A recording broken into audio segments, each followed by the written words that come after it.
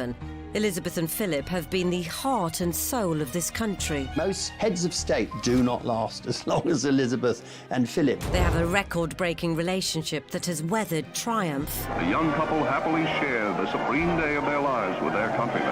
And tragedy. Philip said, well, I'm like a bloody amoeba, you know, I don't exist. Grief. We have seen throughout Britain and around the world an overwhelming expression of sadness at Diana's death. And glory. The Queen and Prince Philip represent that idea of putting duty first and devoting your life to public service. As royal commentators dispel the myth of the monarchy. Famously, she's supposed to have remarkable bladder control. She can sit through hours of boring events. They ended up with the king doing the conga around the staterooms of Buckingham Palace. Experts will break down key archive from crucial moments in royal history. It's a fairy tale created by the Grimm brothers. Anybody entering the royal circles needs to come with their A game. So prepare to discover what actually happens when blue blood runs red. What have you been doing in here all day? This is The Royals Revealed.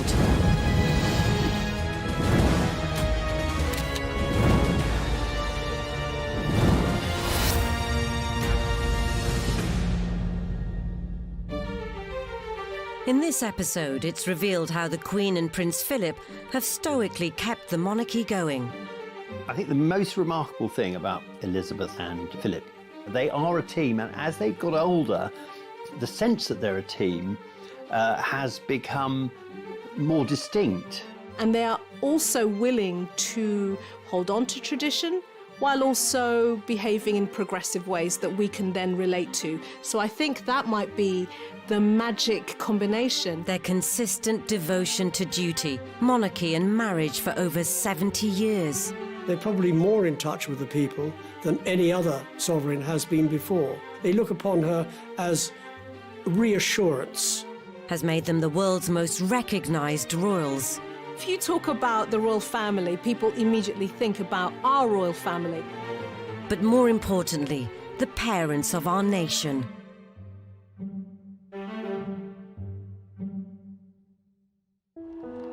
So how did this royal romance, a marriage that has crossed over 2 millennia, begin? Princess Elizabeth wrote a wonderful letter to a lady called Betty Shaw. She explained their meeting. She said, we could have met on several occasions, but the only time I really remember meeting him was when I went with my parents to Dartmouth Naval College. Since 1863, Dartmouth Naval College has been the training ground for the best the senior service can produce. Here, cadets and even future kings have literally learnt the ropes before graduating as officers for a life at sea. While Father was doing official duties on the passing out parade, Prince Philip was charged with looking after the princesses, and he showed them around the place. But perhaps this was not a chance meeting. Well, Dickie Mountbatten was a great kingmaker, and he loved to enable people to get together. So what he obviously thought, what my nephew needs is a wonderful, rich, titled wife. Well, I mean, you couldn't get better than Princess Elizabeth. I think this photograph of Elizabeth meeting Philip for the first time, Elizabeth was only 13, and that's very much the age when a lot of girls have crushes. And to be given this 13-year-old girl to sort of go off and play with for the rest of the day, you can almost see in his body language a kind of that slight exhaustion that an 18-year-old boy would have. Oh no, it was just the worst of all options. But they hit it off. I mean, it's a bit of an old chestnut that Philip impressed Elizabeth because he could jump over a tennis net. The young but confident princess knew what she wanted and was determined to marry Philip. I think the decision of the relationship was all Princess Elizabeth. She's the one that fell in love with Philip. She's the one that decided, this is the only man in my life. But interrupting this budding romance was an event that would change not just their lives, but those of millions of couples and families around the world. The outbreak of the Second World War in 1939. Philip's first posting was as a midshipman on HMS Ramillies in 1940 in the South Pacific. He served with distinction during the Second World War, firstly in the European theatre and then in the Far Eastern theatre. He was mentioned in dispatches. Having outwitted the Italian fleet and saving his ship in a brilliant, evasive tactical manoeuvre, Philip loved everything about the Navy and was always ready for action, at sea and ashore.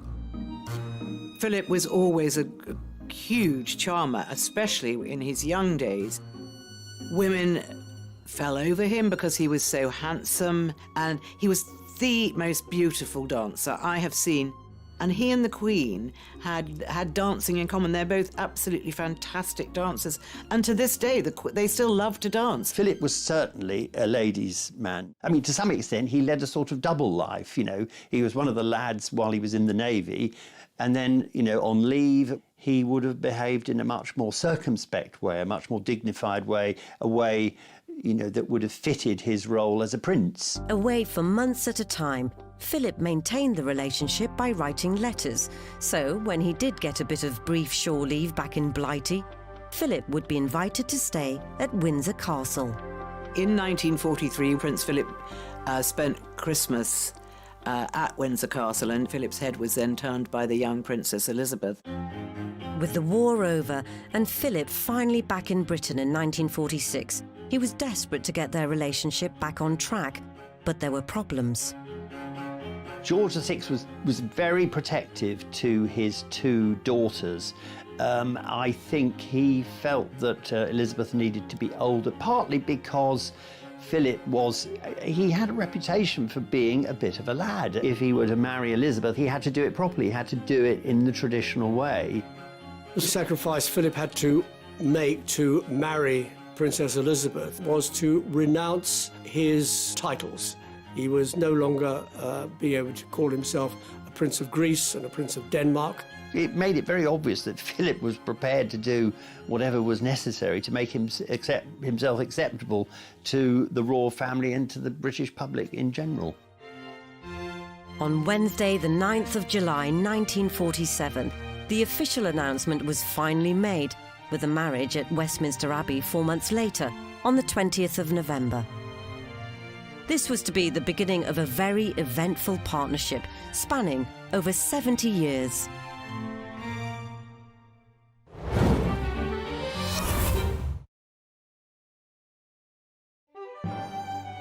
After Philip and Elizabeth's marriage in 1947, They proceed with a brilliantly uniformed mounted guards through throngs estimated at 2 millions.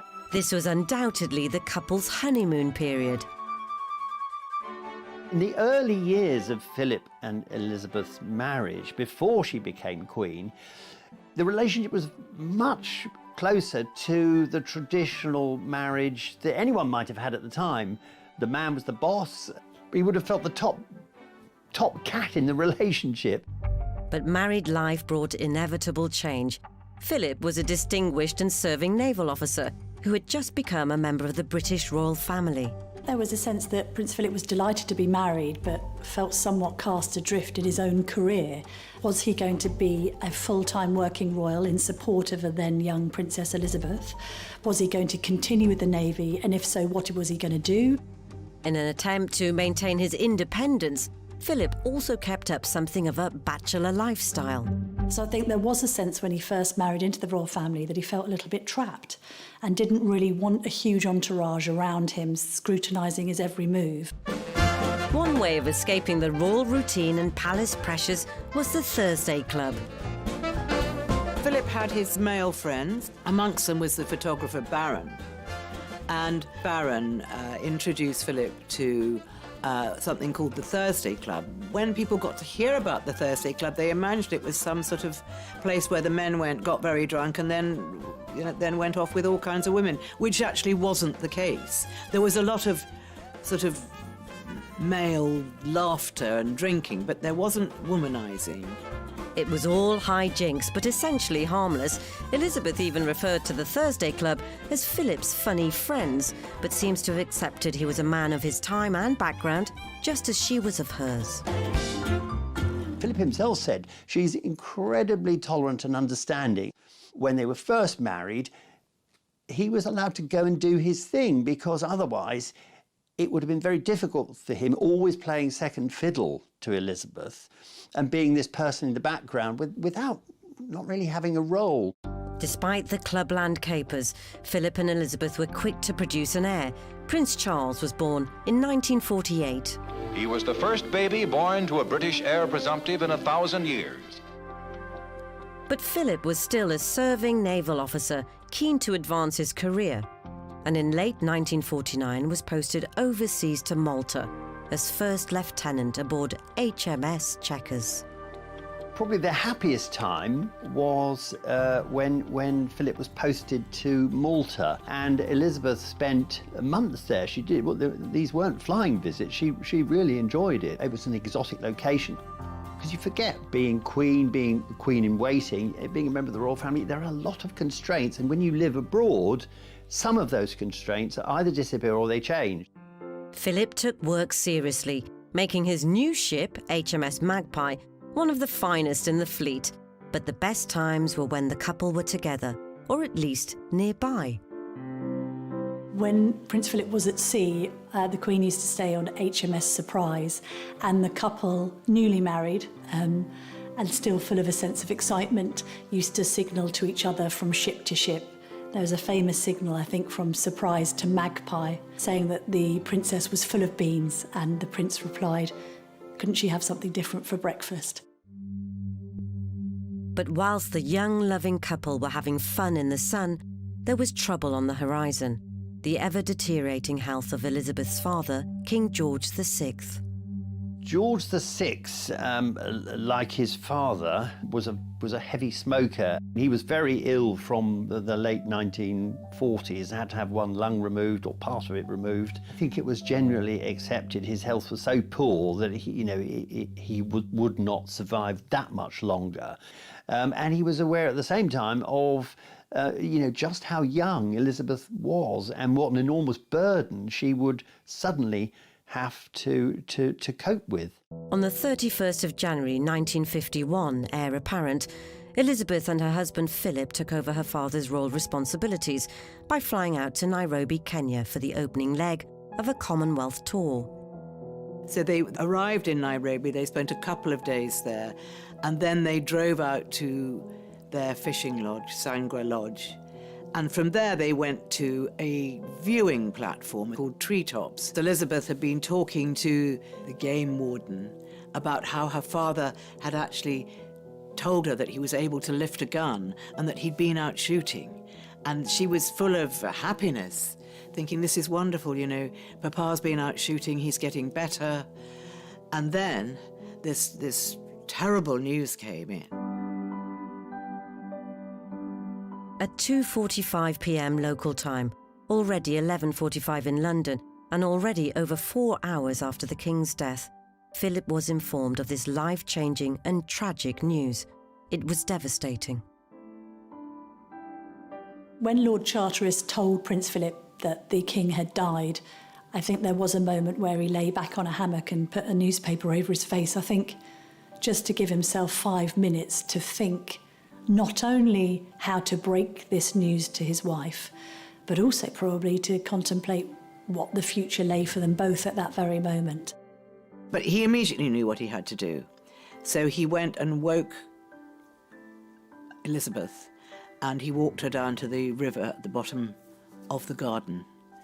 And he walked up and down and up and down. And we have all this detail because, Pamela Mountbatten, who was the lady in waiting, she was watching.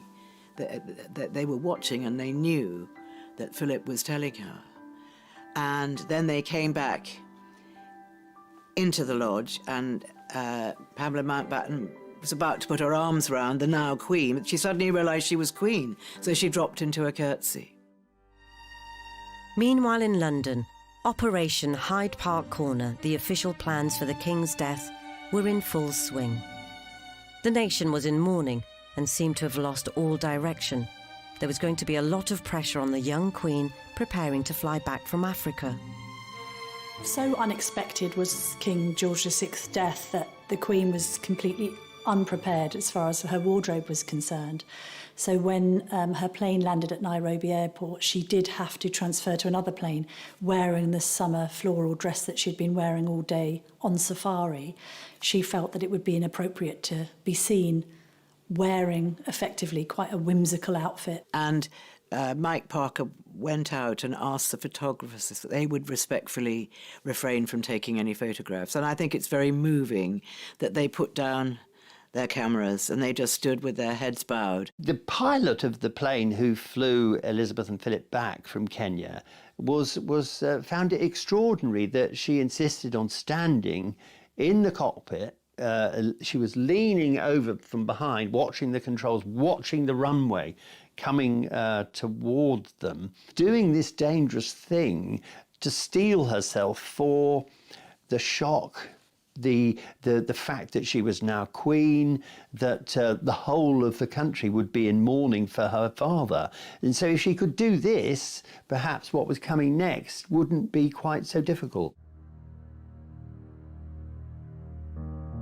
When the flight eventually landed back at London Airport, the Queen stepped out first, this tiny figure in her mourning clothes, and Prince Philip stayed back, and he came down the aeroplane steps behind her, 2 steps behind, which was something he was going to be for the rest of his life. For the career-minded and ambitious naval officer Philip, it must have felt like he'd been cast adrift. I think it very quickly dawned on Philip that things would never be the same again. Here you have a man who is very masculine. He had his own identity. He is a red-blooded male, particularly if you think about the social context and the times. Finding yourself in the supporting role as a man would have been very, very difficult to swallow. And I think he stepped up and understood that, he had to make compromises. And actually, I think what he made was sacrifices to play that role. To bless the Royal Princess Elizabeth II with long and happy years to reign over us. Whilst the young Queen Elizabeth was surrounded by courtiers and politicians advising her how to do her new job, Prince Philip was left high and dry in his new role as consort. The role of consort, effectively, is the supporting act to whoever is head of state.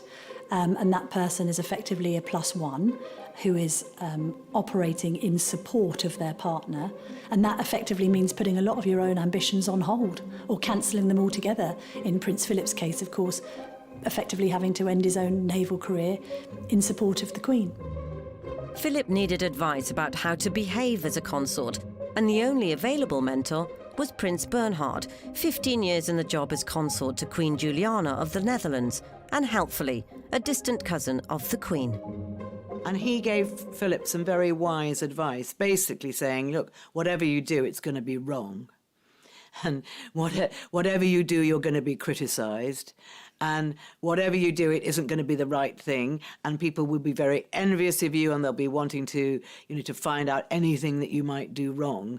So he said, what you've got to do, old boy, is you've got to have skin like a rhinoceros for this game, and then you'll survive. Having already been excluded from affairs of state, a new blow for Philip was the news that his children, Prince Charles and Princess Anne, who had been born in the summer of 1950, would not bear his name. Philip was extremely anxious that his own children should bear his own name, and that was Philip Mountbatten. But the Mountbatten name sounded too Germanic. So the Queen thought, well, what about changing the name? And Prince Philip thought, well, let's change the name. But the government of the day didn't like that either. Then the Queen thought, well, maybe we could have Mountbatten Windsor. But no, that wasn't acceptable either at this stage. So in the end, they were just called Windsor.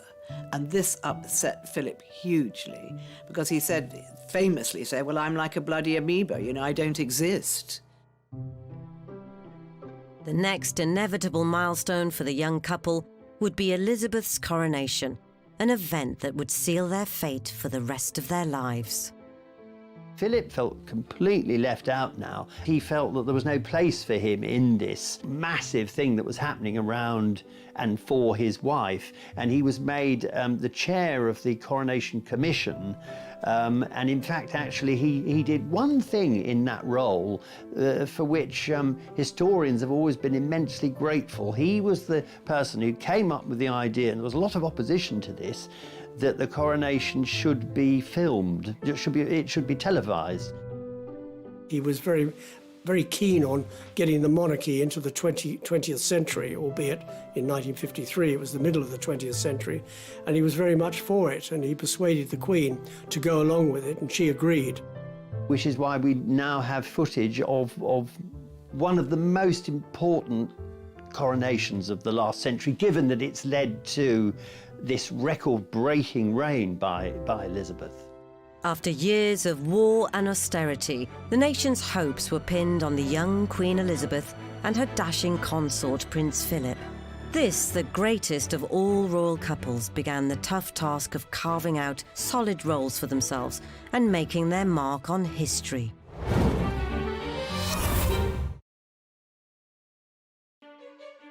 For all monarchs, the duty of dynastic succession is the most important. Continuing the family line is meant to create stability, consolidate power, and maintain tradition. But the royal commitments now dominating Elizabeth and Philip's lives, such as the 1951 Canada tour, duty came first, and that meant country, not kids. There was a bit of consternation at the notion of the Queen and Prince Philip going away on tours that lasted months on end. This idea that the Queen and Prince Philip were quite unfeeling as parents, I think, permeated. In the early years, Philip was juggling a naval career with desire for a bachelor lifestyle and royal duties. The demands of fatherhood further complicated things, and he treated his children very differently. I think Princess Anne was always regarded as a bit of a daddy's girl, very much having the same temperament as her father, the same interests. Prince Philip famously saying that if it didn't fart or eat hay, then Anne wasn't interested. I think Prince Charles, by his own admission, had difficult relationships with both of his parents. I think he found his mother, the Queen, lacking in emotion at times, and his father to be a little unsympathetic. But Philip still played an important, even defining role in their upbringing, especially when it came to decisions about their education. Philip had had a very tough childhood, and it made him a very tough man. And when he came to time to be a parent, I don't think he was the sort of parent who believed in mollycoddling his children, and especially his sons. And I think myself that Charles suffered very badly as a result. And I think when he was a baby and then a toddler and a young boy, I think Philip felt that he needed to be toughened up. The Queen acquiesced, as she usually did with Prince Philip on matters of the children. She let him handle it because she was so busy being Queen. A man, if you like, who's been stripped of multiple roles to become the Queen's consort, effectively emasculated in a lot of ways. But then to step into the role of taking charge of your children's education is an incredibly powerful role, because what you're doing there is shaping their future. Charles initially was educated sort of on the nursery floor and then ended up going to school where he had quite a miserable time, and subsequently ended up at Gordonston, where he had an equally miserable time, describing it as coldits in kilts. Anne, on the other hand, was homeschooled and then insisted that she should be sent to school. She didn't want to be educated on the nursery floor, and she ended up going to Benenden and enjoying it, but wasn't particularly academic. Things were very different for Andrew and Edward. On the 19th of February 1960, 12 years after Philip and Elizabeth were married, Andrew was born. He was the first child to be born to a reigning monarch in over a century. By the time that Prince Andrew was born in 1960, the Queen knew exactly what she was doing, and Andrew enjoyed a far more hands-on relationship with his mum. Andrew was shielded from the press. There weren't even any official baby snaps as the proud new dad took them all himself. I do think that there is something about the eldest child being treated one particular way and then the next child, and then you get the opportunity to be more hands-on with your younger two. They're going to have a different version of you as mum. That is going to change the dynamics of those relationships and how they behave. Having been on the throne for 8 years, Elizabeth was used to the job and had more time for Andrew, having him for whole mornings playing on the floor whilst she worked at her desk. Philip seemed to find fatherhood more enjoyable too. He even occasionally looked after Andrew, but was easily distracted, giving Andrew the opportunity to make mischief. The Queen's head coachman at the time told me a wonderful story about Prince Andrew making a horrible nuisance of himself down at the Mews in Windsor. And he would go round there and he'd sort of kick the horses' feet and, tweak them to make them do something, and then watch the reaction of the grooms and things. And he was being such a pest one day that they picked him up by his sort of shoulder and the seat of his pants, and they threw him on the dung heap. So he was a very naughty little boy, but he wasn't a nasty little boy. He was just a typical boy. Elizabeth had always wanted 4 children, and on the 10th of March 1964, Edward was born. There are several ways of looking at where the Queen was when Edward was born. Here you've got a woman who is now a working mum. She's juggling several roles. She has a diary that states that she wants to fit in bath and bedtime with Edward. This is her opportunity now to be more connected and bonded with her youngest child. Maybe this is the time that she wanted to give that attention and love and acknowledgement that children need that connection. So you've got a working mum who's juggling. Way ahead of her time. Whilst the Queen was embracing change and adapting to new parenting trends, rumours persisted that family man Philip was also very much a ladies' man. I think the rumours about Philip's infidelities have persisted because there are so many of these that it's very difficult to believe that he has always been whiter than white. Prince Philip has always liked glamorous ladies. He's never made any pretense that he doesn't. That he's always had an eye for the best-looking girl in the room. Philip has always liked to flirt and make suggestive remarks, and apparently the Queen is always the first to make jokes about his flirtatious nature. And ultimately, whatever the rumours, they're still together. Philip is the sort of person who window shops, but he doesn't buy. There's only been one man in the Queen's life, and that's been Prince Philip.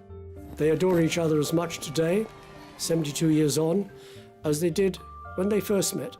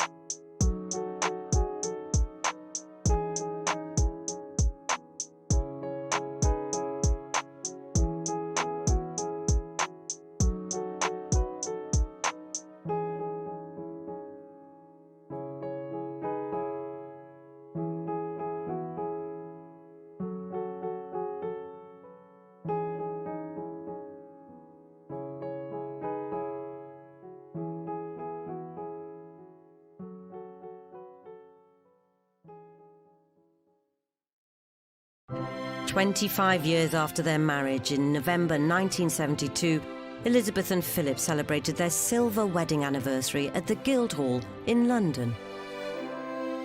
She mentions the fact that you have to work at a relationship, that marriages don't just happen. They're created, they develop, they change over time. And it's almost as if she's acknowledging that Philip, for all the difficulties of being the consort and being 2 steps behind always and not the most important player, she's acknowledging that Philip was able to do it. Philip stuck with it. He may have wandered and strayed now and then, but he was still there. Although the institution of marriage and a solid family image might be working for Philip and Elizabeth, unfortunately, it soon wouldn't be for the rest of the family. Well, family's everything to the royals, really. I mean, it's a family, but it's also a firm with major and minor shareholders. And what's interesting is that the institution survives beyond family crises, and there have been many over the years. And the Queen has even had to take evasive action against her own beloved children in a bid to protect the institution. The first cloud on the horizon for our first family was in 1987, when Prince Edward announced his decision to drop out of his Royal Marine training after just 4 months. When Edward made his momentous decision to leave the Marines, the one person that was actually very supportive of him was his father. Prince Edward is said to have coped well with the physical side of things here. After the initial shock, the training apparently was no more of a problem for him than for anyone else. If the reports are true, it was the long-term prospect which caused him to reconsider his future with the Marines. The Queen took the news with icy displeasure, and the Queen Mother saw it as a dereliction of duty. But Edward's father's reaction was surprising. Well, I think everybody thinks that Prince Philip is this very hard and difficult man, which indeed he can be, but he's also very sensitive, and he has a very warm relationship with his youngest son. He's always been there for him, perhaps in a way that the Queen's always been there for Andrew. What's interesting about Prince Philip stepping in may be much more about Prince Philip's journey as a parent. He has had a relationship with his older son where he pushed him down a particular path and persuaded him to go to schools and wanted him to be less emotional than he was, and maybe he learnt something in that process. Parents make mistakes, and if you learn from them, good for you, and maybe this was one of Philip's learnings. But Edward's shocking decision was nothing compared to the scandalous year of 1992. Not only did Princess Anne divorce Captain Mark Phillips, but the Duchess of York was about to put her foot in it, literally. Fergie had been caught topless, having her toe sucked by her financial advisor, Johnny Bryan, in the south of France while Andrew was away. Pretty unfortunate story. And she was going into breakfast, and she was stopped from going into breakfast by a private secretary, suggesting what was actually in the pages of the newspapers, in the tabloids, that it might be a good idea if Fergie went back to London rather than staying at Balmoral, which she did. And she went back pretty quickly. The family were aware of all the pictures. They weren't going to raise it with her. It was left to the private secretary. But yes, I think she was deeply embarrassed by that, that she didn't just let the family down, but she let herself down and her husband down as well. During the same period, someone else receiving unwanted press scrutiny was Princess Diana. When Diana was in her most difficult stage, which was probably during the period, you know, when the marriage was really going wrong, and it was what we called the War of the Waleses. Diana was doing terrible damage to the institution of the monarchy, which is what Prince Philip had given up his whole life to support. And it was just the endless headlines. A divorce, however painful, was inevitable. But after its announcement, things just got worse. I think what's interesting about 1992 is the palace completely lost control of the situation when it came to the War of the Waleses. the prolonged crisis that engulfed the royal family created a vacuum that was only filled by news coverage and speculation. It was like the greedy monster that kept on needing to be fed. I think at the point where Diana decided to collaborate with Andrew Morton's book, Diana, Her True Story, and indeed give the famous Panorama interview, the Queen's patience was wearing rather thin. As a result, tension was visible at Royal Ascot as the second instalment of Morton's book was rolling off the press. Diana was always the most telling with her body language, and she could say more in one pose in a photograph than most of the royals said in a lifetime of footage. And so we see Prince Philip at Ascot looming near Diana. Now, this is a different Diana to the one that we saw at the wedding, because by now she's a lot more womanly. So she's wearing this very high fashion outfit, very loud spotted outfit, elegantly and with utter confidence. The mouth has dropped and she looks slightly reflective. So clearly the illustration of a rift between those two characters going on there. After 45 years of marriage and thinking the worst must be behind them, in 1992, everything seemed to be going wrong for the royal couple. 1992, of course, will forever go down in history as the most appalling year for the royal family. 3 out of 4 of the Queen's children divorce. A lot of the salacious details concerning the breakdown of these high-profile marriages is played out in the tabloids. And then to cap it all off, Windsor Castle nearly burns down. 4 days later, at the Guildhall, the Queen delivered her sympathy speech to a standing ovation. It has turned out to be an annus horribilis. I think that speech really resonated with the public, who were grateful that the monarch was willing to acknowledge how dreadful the previous 12 months had been. Ordinarily, you expect the Queen to keep calm and carry on and not point to the glaring errors that have been made by her own children. And in this case, I think she just thought, there's no hiding this. But the 1990s had one final, devastating sting in the tail. An event that nearly ended all Philip and Elizabeth had worked for and brought Britain to the brink of revolution.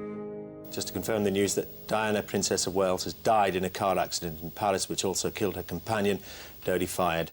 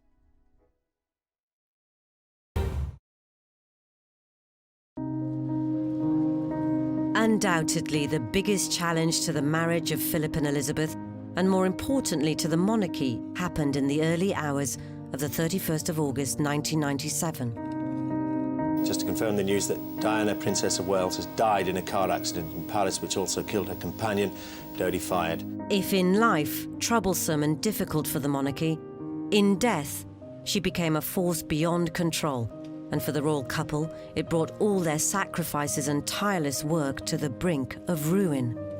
When she died, the whole of Britain and the whole of the world became hysterical with grief. And this was not predicted at all by anyone, least of all the royal family. When there's this huge national feeling, it has to be channeled through the monarch. And Elizabeth, or this was the perception, wasn't doing her job. Very, very, very disgraceful, I find their behaviour. Very disgraceful. Well, I think it must be very, very cold-hearted not to have a flag up. I think it's a disgrace on the whole royal family.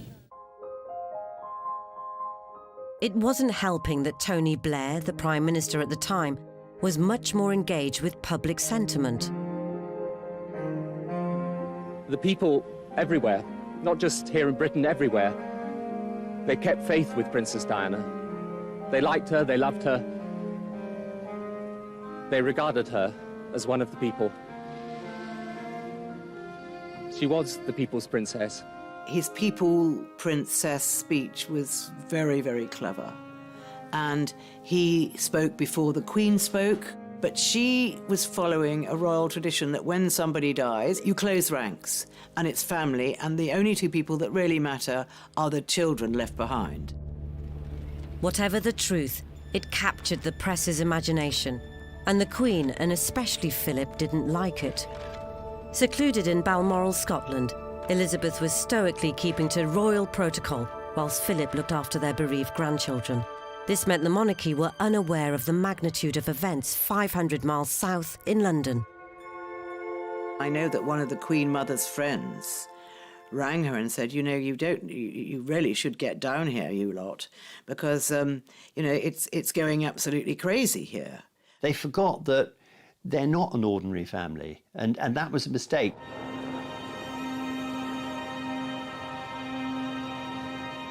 When they finally returned to London, the Queen was shocked.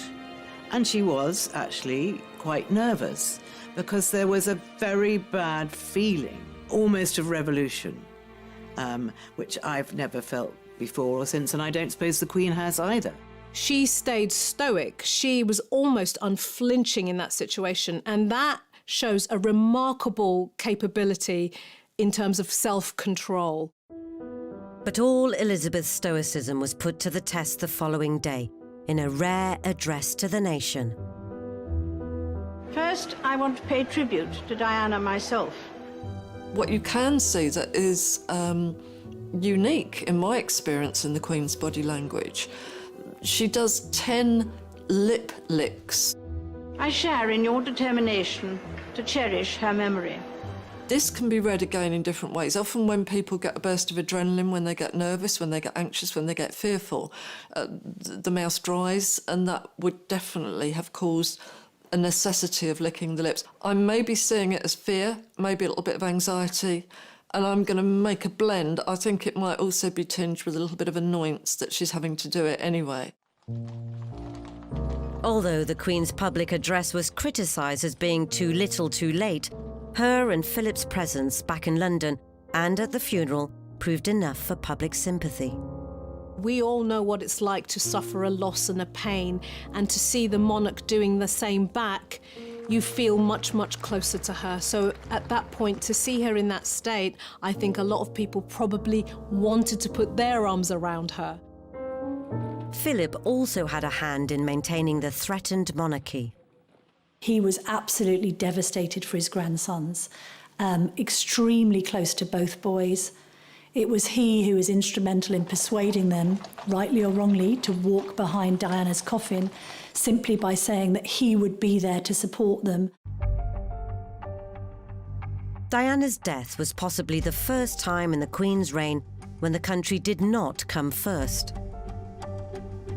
The point was, both Grandma and Grandfather did their best in their own way to support those princes at the time. And it was an unprecedented moment. It was an abject tragedy, and they dealt with it in their own way. The Queen said afterwards that lessons had to be learned from Diana's death. Slowly they have been.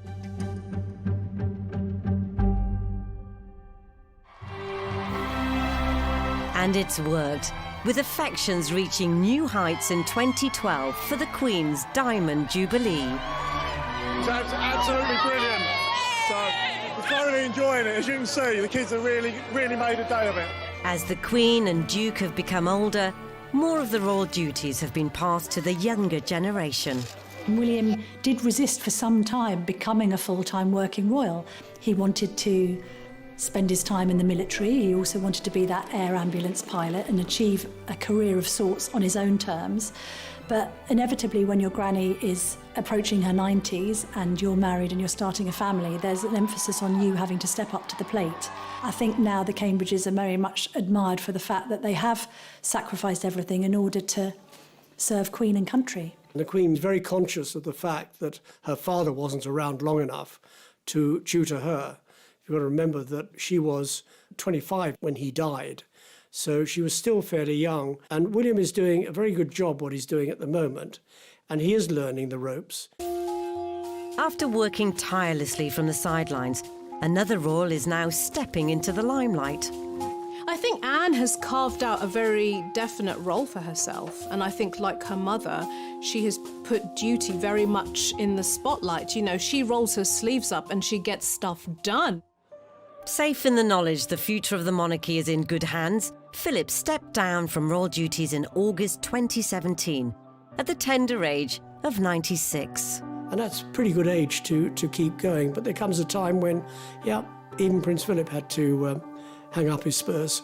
Philip's retirement signified the end of being seen 2 steps behind the Queen, a position he's held as the Queen's rock for nearly 70 years. The coronavirus crisis, I think, has given the whole world pause for thought as to what a 94-year-old and a 99-year-old should be doing in terms of their contribution to public life. We want the Queen to remain visible, but at the same time, few would begrudge her putting her feet up a little. This selfless couple and their relentless dedication to duty have stoically kept the monarchy going. I think the most remarkable thing about Elizabeth and Philip, they are a team, and as they've got older, the sense that they're a team has become more distinct. And they are also willing to hold on to tradition while also behaving in progressive ways that we can then relate to. So I think that might be the magic combination. They're probably more in touch with the people than any other sovereign has been before. They look upon her as reassurance. As long as the Queen's okay, the rest of us are okay.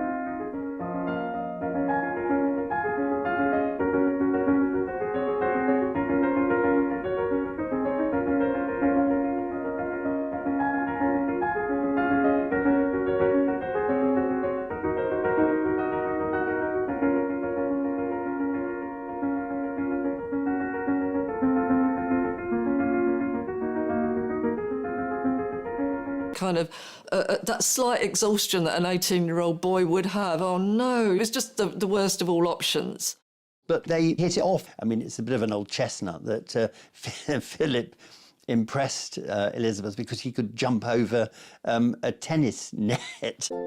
The young but confident princess knew what she wanted and was determined to marry Philip. I think the decision of the relationship was all Princess Elizabeth. She's the one that fell in love with Philip. She's the one that decided, this is the only man in my life. But interrupting this budding romance was an event that would change not just their lives, but those of millions of couples and families around the world. The outbreak of the Second World War in 1939. Philip's first posting was as a midshipman on HMS Ramillies in 1940 in the South Pacific. He served with distinction during the Second World War, firstly in the European theatre and then in the Far Eastern theatre. He was mentioned in dispatches. Having outwitted the Italian fleet and saving his ship in a brilliant, evasive tactical manoeuvre, Philip loved everything about the Navy and was always ready for action, at sea and ashore. Philip was always a huge charmer, especially in his young days. Women fell over him.